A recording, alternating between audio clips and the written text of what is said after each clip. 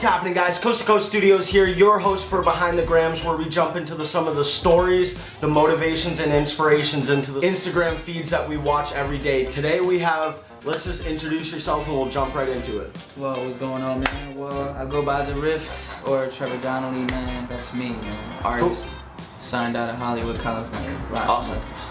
Heck yeah. Thank you a lot for coming to the show. Man. Thank you so much.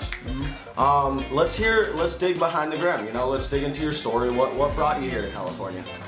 Man, everything, bro. The lifestyle, the industry, and obviously I'm a musician, I'm a rap artist. So I came down here about 2 months ago. My family, my wife, and my kids, and I was traveling back and forth, off and on, all last year because I got signed a year ago from now. And then I just realized it's probably just gonna be easier for me to live down here and just make my connections. Absolutely. Every time I came down here, it was just way more to get into. So I'm like, okay, well, this makes sense for me to be here. So basically, my music brought me down here, my acting career brought me down here, and also, you know, for my kids, they do modeling, and my wife's fashion career. That's awesome. The opportunities out here in Los Angeles, Southern California is just amazing, and it's amazing to come here at the bottom and kind of watch yourself grow up. Grow through this industry.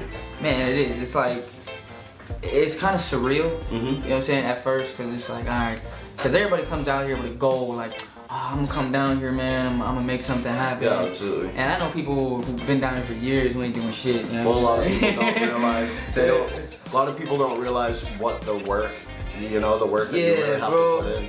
Seriously, like, it is an eye-opener. You're gonna realize that there's probably 100 people within a 100-mile radius that have the same goal as you know?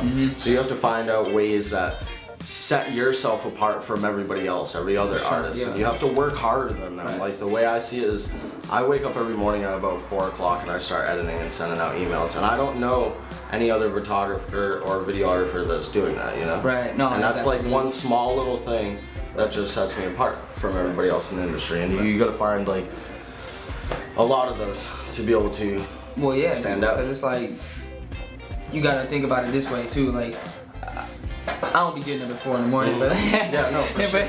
I got kids, they're gonna be up like at 7 o'clock, bro. I need that sleep, you know what I mean? I'm just saying, like, you gotta, you're right though, like, you really gotta, whatever you're not willing to do, somebody else is already doing it. Yeah, absolutely. So it's like, whatever time I'm not utilizing, I already know that my competition, or who I'm working against, or who I'm trying to compete or beat to the punch, is already 1 or 2 or 10 steps ahead of me because they're utilizing that time that I'm slacking on. And I noticed, coming from the Midwest, like, no disrespect to the Midwest, because I grew up in the Midwest, from the Midwest, you know what I'm saying?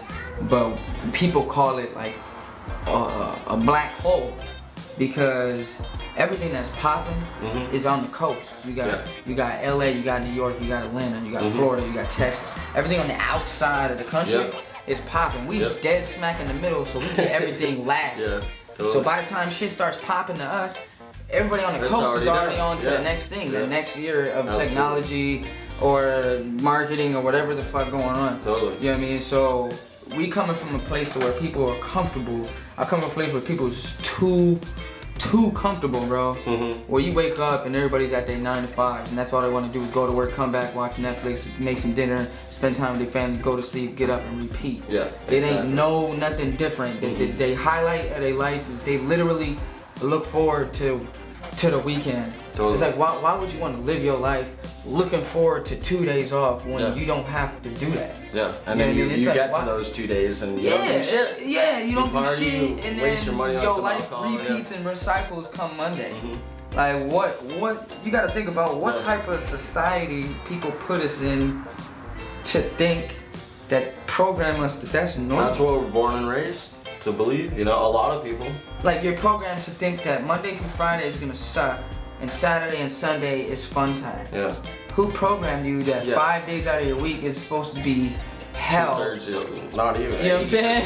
95% of your life. You know what I mean? Like, I never understood that. No, me neither. I really didn't. I'm from Boston, Massachusetts originally, just an hour outside, and it's the woods, you know, and it's the same thing. There's not even a stoplight in my town, and it's everybody's doing the same thing, you know. I go back and shout out to my friends. I love you guys, and I'm glad you're happy where you're at.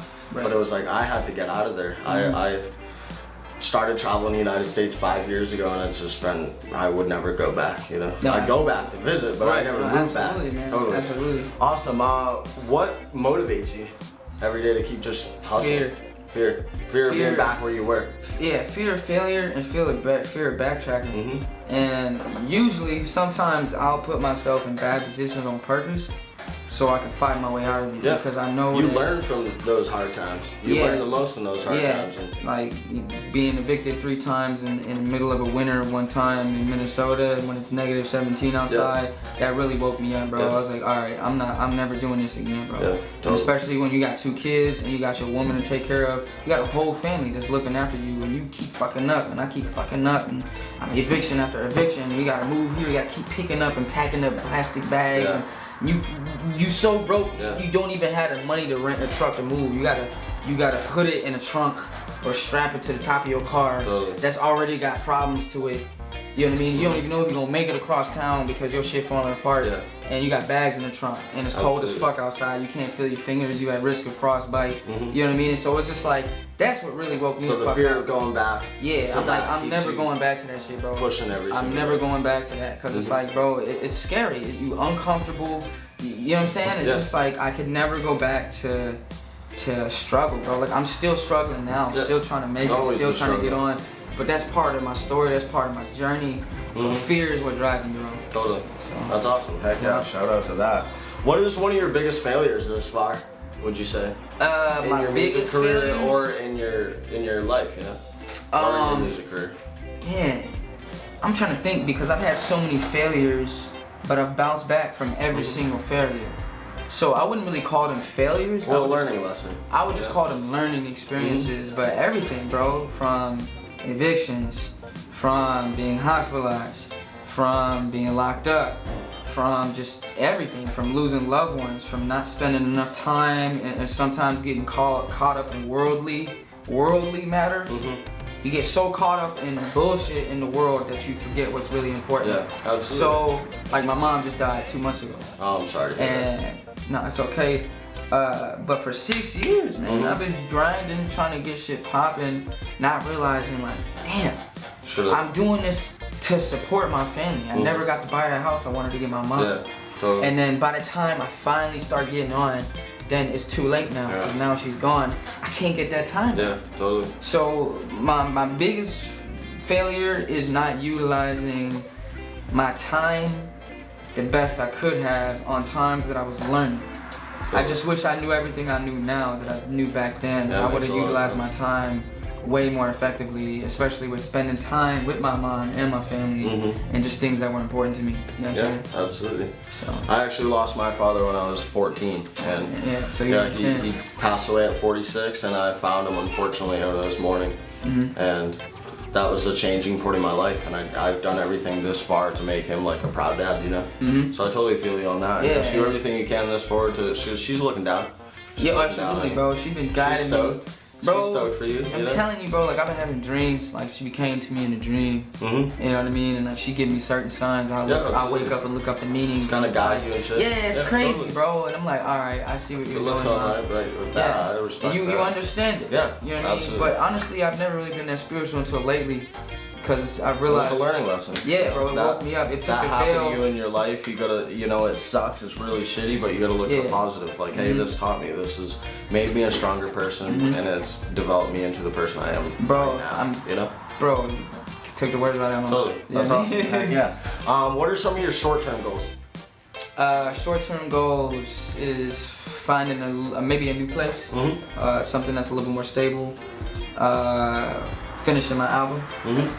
What's the album that you're working on right now? Well, I have a few names. Okay. I can either call it Disconnected or Infected. So we're getting like the first word of this album coming out. If it doesn't even have a name yet, it must be Yeah. I mean, well, I think I might call it Disconnected. No. And then I think I might drop a tape before that called Infected. Okay. And then I have another joint project coming out with a homie called named Finding Novion. Shout out to Novion too, by the way. Okay, we'll drop the links below.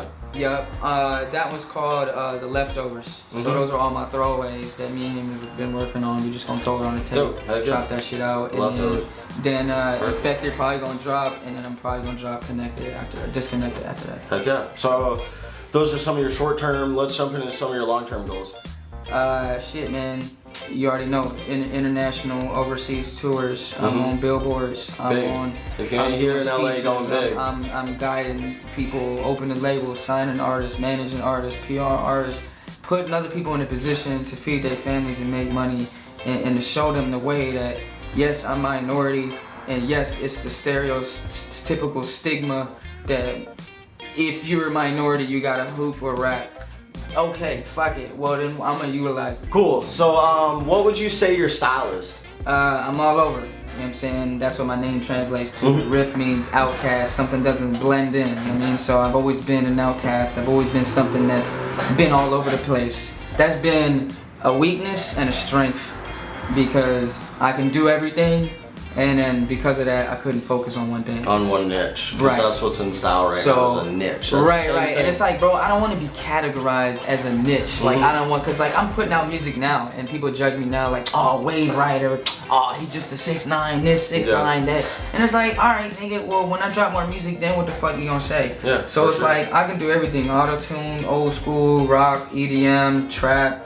Pretty much anything that sounds good. I just make music. If it sounds good, I'm gonna do it. But the style that I'm really comfortable with is melody, melodic sound, a little bit of singing, a little bit of auto-tune, and just mixing it with rap. I kind of try to put both together because a lot of people do one or the other, and now a lot of people are putting the two together.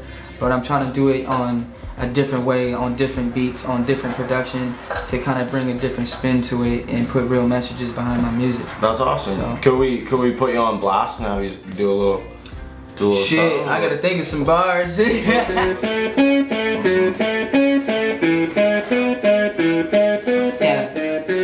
Hey, I thought I'd never make it. Pursuing education, paying school tuition for all these niggas is hating. They saying I made it off of comic worshiping on Satan, but instead these niggas faking like two-shit turkey bacon. Boy, just be yourself and stop it all the time you wasting. But instead you watching all the fucking moves that I'm making. I'm killing off all these niggas like my name is Kevin Bacon. Invisible to this game, chilling with your bitch, I'm faded. Whoever said you live forever must have fucking lied, cause I swear to God I thought I'm fly.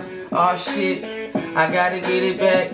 Aw shit, I'ma get it. That shit, cause I throw it, hit the gas and flow it, don't go back or forward. I've been at my lowest, on these tracks are going, I can't never stop it. Shorties wanna marry me, I guess I'm popping. I don't stress a lot, man, I just get this paper. Niggas imitators, I'm a demonstrator. I'm in this game, and I'm going, and I'm running fast, and these niggas knowing, and I'm smoking on that OG. And everything I'm saying is a fucking potent. Yeah. But a potion. Yeah, no, I love it. And I'm low key, I don't know. And I'm low key. Yeah. Straight up. Feeling like a Marvel comic, like my name is Loki. I don't know, some shit, man. Yeah. But yeah, fuck it. If you could say one thing to an artist, maybe a rapper that's coming here to LA chasing one of your same dreams, you know, what would you say? Man, I would say be consistent, be persistent, don't give up. It sounds cliche, but bro, you might get 100 no's and 1 yes, and that's all that matters, bro. That's all you need, that 1 yes. So persistence, patience, and consistency are probably the most 2 important things. Straight up. That you can take away from anything. Dope. Yeah, I mean. Love it. And it's all about who you know too. Heck yeah. You know what I'm saying? I really appreciate you coming through. Absolutely. Straight up. Yeah. I'm your host, Coast to Coast Studios, for Behind the Grams. That's episode number 10. Thanks for supporting, you know, follow the links down below, check out his music. We're gonna be here again for episode 11, stay tuned. There it is, man. Got it. And I'll probably text you the links or whatever, you can write them down.